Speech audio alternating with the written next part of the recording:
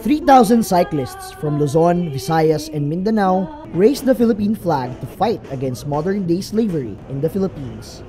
Dakila is a non-governmental organization for modern heroism. Its campaign against human trafficking, Stop, Look, Listen, culminate in a freedom ride and a freedom concert. More than 1,000 freedom fighters bike here in Eastwood City. They join hundreds of other cyclists and advocates in freedom rides happening simultaneously in trafficking hotspots Iloilo City and Zamboanga City. 54-year-old Eric Vergara says he biked the whole 30 kilometers despite his diabetes because he believes in the cause.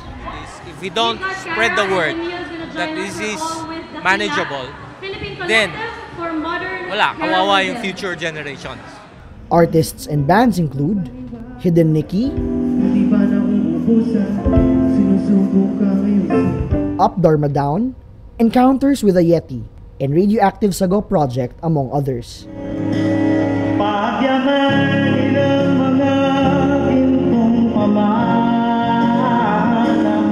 Dakila Vice President and activist artist Noel Cabangon encourages the participants to become freedom warriors. Pinagbubunyi natin ang ating kalayaan habang patuloy na ipinaglalaban ang kalayaan ng iba.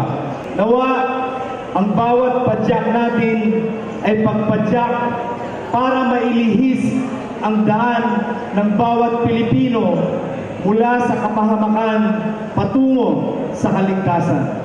The U.S. State Department Trafficking in Persons report in 2012 says people are trafficked from rural areas to urban centers, Manila, Cebu, Angeles, and cities in Mindanao.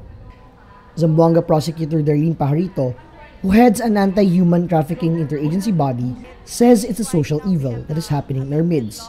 She notes the amendment of Anti-Trafficking Act of 2003 is a significant step. What we need now is to prepare our law enforcers, our prosecutors, our judges, and all other partners to be able to implement this law and maximize its purpose. Dakila and the interagency body promote the anti-trafficking hotline 1343. On Independence Day, the fight against human trafficking becomes all the more imperative, reminding us that modern-day slavery is very real. David Lozada, Rappler, Pasig City.